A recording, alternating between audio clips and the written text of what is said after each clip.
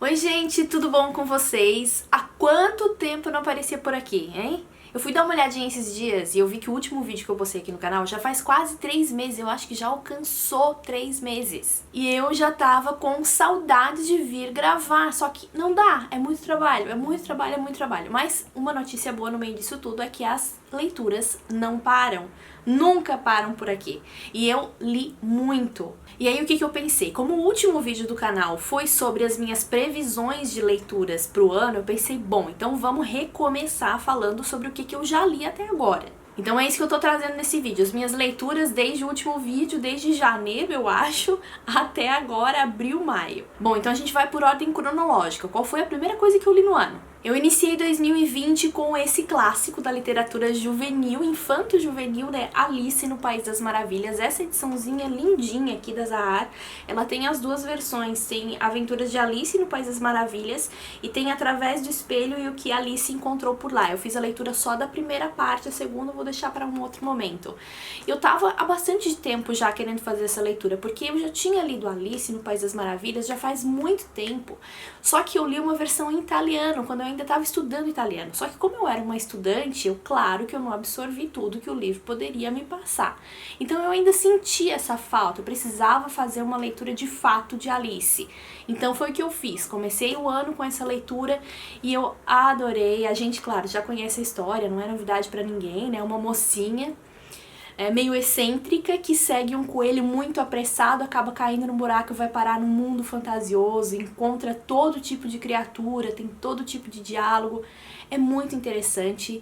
É um livro para crianças, mas é para mente de adultos também, porque a gente se surpreende muito e aprende muito com essa história. E eu adorei ter feito essa leitura no início do ano, ter começado 2020 já com o pé direito com essa leitura gostosinha aqui que foi Alice. Depois eu resgatei aqui da minha estante esse livrinho que eu já tenho, eu acho que faz mais de 10 anos, foi um presente que eu ganhei e ele tava meio paradinho ali, e aí eu resolvi dar uma mexida, fazer uma leitura de alguma coisa um pouco diferente, fora do meu óbvio, e aí eu peguei o Caderno Vermelho do Paul Auster. E assim, eu não fazia ideia do que era esse livro, do que se tratava, e foi uma grata surpresa pra mim, porque ele é muito pequeno, como vocês podem ver, bem curtinho. Essa leitura aqui eu fiz em um dia, e é como se fossem como se fosse um relato autobiográfico de várias situações que ele passou ao longo da vida, claro, envolvendo outras pessoas, e é como se fosse um compilado de situações curiosas, principalmente de coincidências na vida dele. É realmente como se fossem assim pequenas crônicas, pequenos textos, né, bem peculiares da vida de um escritor.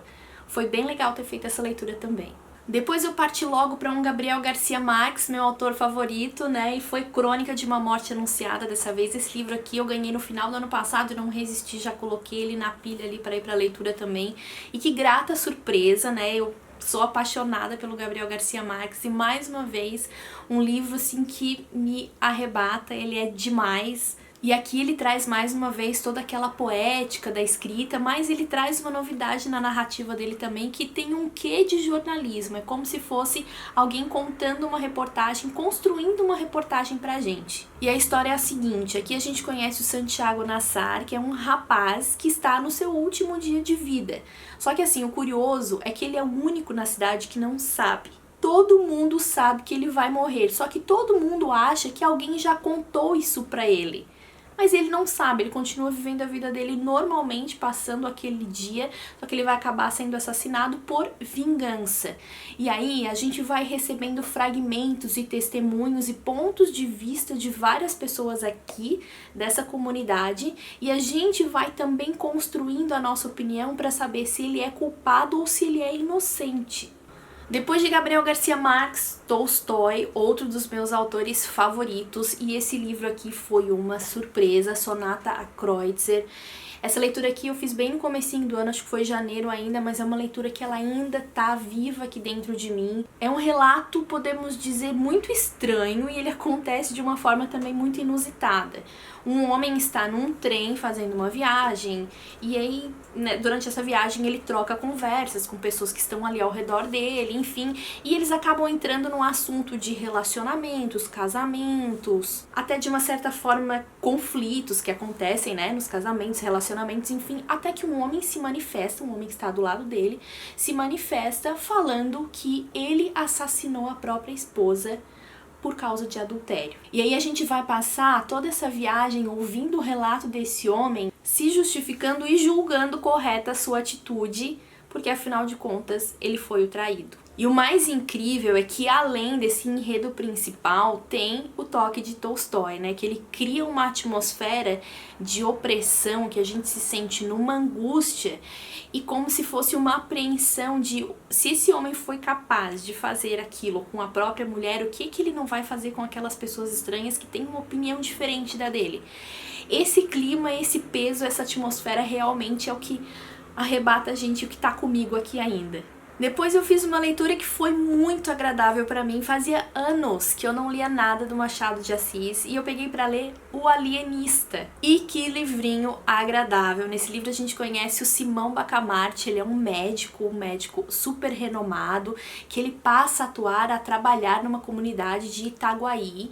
E aí ele tem o objetivo de fundar uma casa, como se fosse uma casa de tratamento, que se chama Casa Verde. E nessa casa ele passa a receber todo tipo de doente. E como ele é um médico super importante, renomado, o objetivo dele realmente é fazer um estudo com aquelas pessoas, curar todas elas. Tudo vai indo muito bem até que chega um determinado momento em que não se vê mais um critério ou um limite muito claro entre quem deve ir para aquela casa de tratamento ou quem está são, que não precisa de tratamento. Aí, claro, é a partir daí que tudo se desenvolve. Essa é uma história super divertida, é uma história também que por trás desse lado um pouco bem-humorado, assim, ela traz pra gente uma outra camada, que é aquela camada de reflexão, né?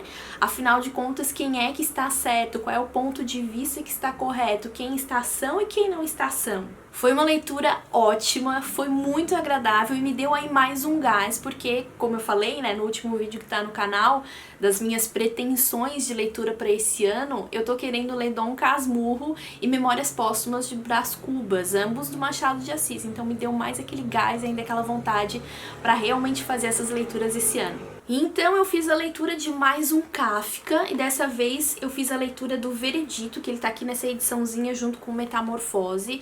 E aqui nessa história é uma historinha muito curta, praticamente um conto. A gente conhece o Georg Bendeman, acho que é isso. Isso, Georg Bendeman, dei uma coladinha aqui. E ele é um jovem que ele tá com um certo conflito ali existencial com o pai, como a gente conhece os personagens do Franz Kafka, a maioria deles está sempre num conflito com uma figura masculina, né, que poderia representar o seu pai. Enfim, ele tá no meio desse conflito e ele está noivo de uma jovem, tá próximo do seu casamento, enfim. E ele tem um amigo muito próximo que ele só se corresponde através de cartas. E não sabemos por que ele tá encontrando esse conflito e essa barreira de falar pro amigo que ele está prestes a se casar. Como eu disse, é um texto bem curtinho, mas é incrível como em tão poucas linhas a gente consegue ver todas aquelas características do Franz Kafka, né? Aquele peso psicológico, aquela opressão, aquela angústia interna que ele tá sempre sofrendo, os personagens dele, na verdade, né? Mas assim, é outro livro que mesmo que a gente faça uma leitura muito rápida, que seja muito tranquila de ser feito, parece que a gente não consegue absorver 100% numa primeira leitura. Como sabemos muito bem, né, Kafka é um autor que merece sempre um retorno aos seus textos, porque parece que a gente sempre vai tirar alguma coisa nova cada vez que volta para eles. Esse ano eu resolvi ler também O Conto da Aia, da Margaret Atwood. Esse livro aqui eu esperei de propósito para fazer essa leitura, porque a febre dele nos últimos anos foi tão grande que deu até assim um certo ranço, né, de fazer essa leitura. Então eu realmente esperei para ter as minhas próprias impressões, sem me sentir influenciada pela opinião de ninguém. E assim, Eu sinceramente não achei isso tudo que todo mundo achou. O que valeu pra mim mesmo nesse livro foi o final, mas o final do final mesmo, se você já leu, você entendeu aí o que eu quis dizer, né? Toda a parte que engloba o além da história principal. E assim, a história principal eu acho que eu não preciso nem dizer, né? Já tá bem batido aqui, a gente encontra uma realidade distópica, é como se fosse um pós-guerra, um pós alguma coisa, que dentre todas as consequências desse evento aqui, uma delas foi tornar as mulheres inférteis, né? E algumas mulheres que conseguem engravidar, elas são transformadas em aias, elas são retiradas das suas casas, das suas famílias, acabam sendo como que uma espécie de prisioneiras, né? E elas são realocadas em determinadas casas de pessoas com posse, né? De homens e mulheres, famílias ricas, com o único objetivo de procriar. Então elas ficam ali em determinado momento, tem aquele filho para aquela mulher lá que não pode mais gerar, e aí ela é realocada em outro local para continuar com esse trabalho dela. E aí a gente vai acompanhar as angústias aqui, né, da Offred. A Offred é uma aia, esse não é o nome dela, obviamente, porque as aias têm o nome trocado por Offred, por exemplo, Off alguma coisa, Fred, no caso, é como se fosse aquele patrão momentâneo, né, daquela aia, o dono daquela aia, então ela é de Fred. E aí, claro, né, ela não tá conformada com essa situação e muita coisa vai acontecer. E então me deu a louca na cabeça e eu emendei 2 livros de uma vez só do Shakespeare. Comecei por Hamlet, e é uma história que eu já queria ler há bastante tempo. É sobre um jovem da Dinamarca, ele é um príncipe, e o pai dele morreu recentemente e ele acaba tendo um encontro com o fantasma do pai. O que que acontece? O pai diz pra ele o seguinte: olha, quem me matou foi o meu irmão, que acabou casando com a esposa dele. Deu pra entender ali? O Hamlet, o pai foi assassinado, a mãe acabou se casando com o tio que foi o assassino do pai. Deu pra entender? Então, daí ele começa a traçar um plano de vingança, só que nesse plano dele, uma das estratégias é ele fingir uma certa loucura. Só que aí as coisas começam a fugir do controle dele e tudo vai desandar aí ao longo da história. Resumir muito é um pecado, resumir uma história do Shakespeare dessa forma, né? Tão banal como eu fiz, mas é basicamente isso. Só que tem toda aquela graciosidade, né, da escrita do Shakespeare. Pra mim, das leituras que eu fiz dele, Hamlet é a minha favorita até agora, porque além de ser muito bem escrita, essa história ela é acessível e é cheia de passagens bonitas. Depois de Hamlet, eu li A Tempestade dele também, que acaba sendo de uma certa forma uma outra história aí de amor e vingança. Só que aqui a gente vai conhecer o Duque de Milão, o nome dele é Próspero. Ele vive com a sua filha Miranda numa ilha, uma espécie de ilha deserta. O que que aconteceu com ele? Ele foi traído por questões políticas e foi meio que despachado para essa ilha com a filha ainda pequena. Lá ele vive, nessa ilha, ele é como se fosse um mago muito poderoso, então ele vive lá nessa ilha, e ele tem um espírito que é meio que servo dele, que se chama Ariel, e ele também tem uma espécie de escravo, que é um homem muito disforme, assim, que se chama Caliban. O que que acontece? Como ele é muito poderoso, ele trama uma vingança, né? Trama uma tempestade para colocar aquelas pessoas que tramaram contra ele no meio dessa tempestade e forçar um naufrágio. Só que no meio desse naufrágio ele também quer forçar o quê? Um encontro de uma certa pessoa com a filha dele, para que a vingança dele esteja completa. Eu gostei mais de Hamlet, como eu falei, mas essa história também é bem interessante, porque ela realmente vai ter uma história de amor ali, vai ter uma questão de, no meio de toda aquela vingança, vai ter um perdão, vai ter uma reconciliação, então eu gostei e valeu bastante também. E eu cumpri a minha promessa. Eu acho que eu já vinha prometendo faz uns 2 anos fazer a leitura desse livro, e no ano passado eu prometi pra mim mesma, pra vocês, que vocês são testemunhas, que não iria passar de 2020 a minha leitura de E o Vento Levou, que eu não sei por que eu demorei tanto tempo pra ler esse livro, porque eu gosto tanto dessa história, tanto. Eu gostava, claro, por causa do filme, já tinha visto várias vezes, mas eu já sabia que eu ia gostar muito do livro e foi realmente o que aconteceu. Essa também é uma outra história conhecidíssima, né, aí no cinema mundial, é um clássico da literatura americana. Essa história se passa durante a Guerra da Secessão nos Estados Unidos, Sul contra o Norte, abolicionistas contra escravagistas, e no meio disso tudo a gente tem a família da Scarlett O'Hara, essa mocinha mimada, orgulhosa, muito vaidosa, que vai se encontrar no meio de todo esse conflito da guerra, no meio de todos seus amores e as suas vaidades, e ela vai acabar tendo que lutar para se defender, sobreviver e também lutar pela sobrevivência da sua terra que ela tanto ama, que é Tara. E então eu fiz a leitura de A Falência, da Júlia Lopes de Almeida, um livro publicado em 1901, mas pensa num livro atual. Tinha muita passagem desse livro que parecia que tinha sido escrita agora, para a nossa situação do país agora. Foi impressionante.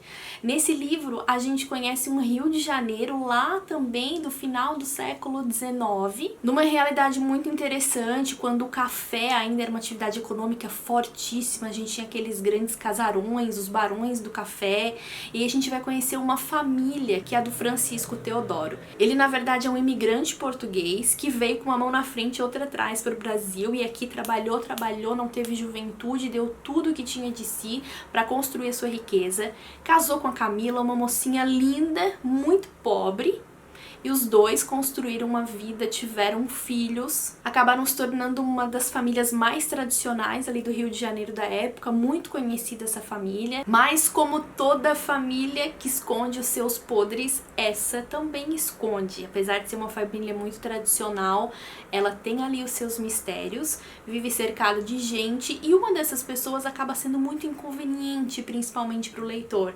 mas não para Camila, esposa do Francisco Teodoro.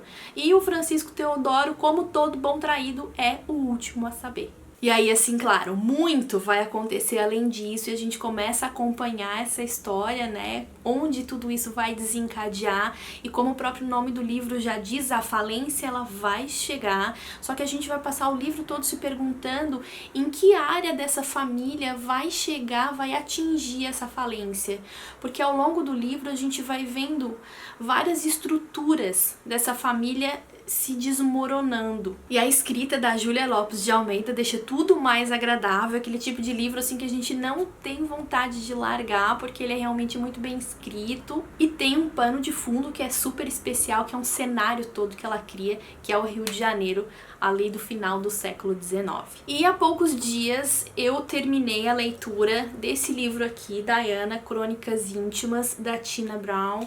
Essa é uma história que sempre me deixa muito triste, assim, muito abalada. Eu já acompanho a história e a biografia da princesa Diana há muito tempo, assim, quando eu era criança ela já era uma figura que me atraía bastante, eu via na televisão, enfim, e sempre continuei acompanhando, não só a história dela, mas também a história da própria realeza, da monarquia, das gerações anteriores. Mas a dela eu tenho uma tendência a me sentir mais apegada ainda, porque ela teve uma relação muito forte com a mídia, ética e não ética, né, podemos dizer, porque ela foi como se fosse o primeiro fenômeno global, assim, de celebridade, e alguém que acabou sendo como a pioneira das câmeras e das lentes de fotógrafos do mundo todo. Esse livro aqui é o resultado de uma pesquisa bem extensa feita por essa jornalista Tina Brown, e eu achei interessante que ela não contou assim só a vida da princesa Diana, ela realmente trouxe um pouco do panorama, assim, deu uma pincelada na questão política e alguns conflitos, e ela trouxe também um pré-nascimento da princesa, né? Pra gente reforçar mais uma vez que talvez algumas atitudes da gente se expliquem nas nossas gerações anteriores. Claro que nós não podemos ser fruto do nosso meio, né? Nós temos que ser protagonistas das nossas atitudes, mas o que eu quero dizer é o seguinte, nem todo mundo é 100% vilão ou 100% inocente aqui nessa história. Então ela realmente foi vilã em alguns momentos e ela também teve a sua inocência. E não tem como dizer que ela não foi uma pessoa muito especial por tudo que ela fez e por tudo que ela tentou romper. Enfim, é isso. Bom, essas foram as minhas leituras que eu fiz até agora. No momento eu tô lendo muita coisa, é uma pilha grande. Eu nem vou incluir nesse vídeo, senão vai ficar gigante. Vou trazer num próximo vídeo aí quais são as minhas leituras atuais. Mas isso é o que eu tenho de concluído até o momento. Fiz questão de deixar todos vocês a par para que vocês possam ir me acompanhando. Porque, ó, quando eu compartilho as minhas promessas, eu cumpro. certo? Então é isso, espero que vocês tenham gostado. Deixa aqui pra mim nos comentários o que vocês já leram até agora. Estão conseguindo ler? Tá em dia a leitura aí de vocês? A listinha tá caminhando? Deixa aqui pra mim, eu quero saber, que a gente vai conversando. Até o próximo vídeo. Tchau, tchau!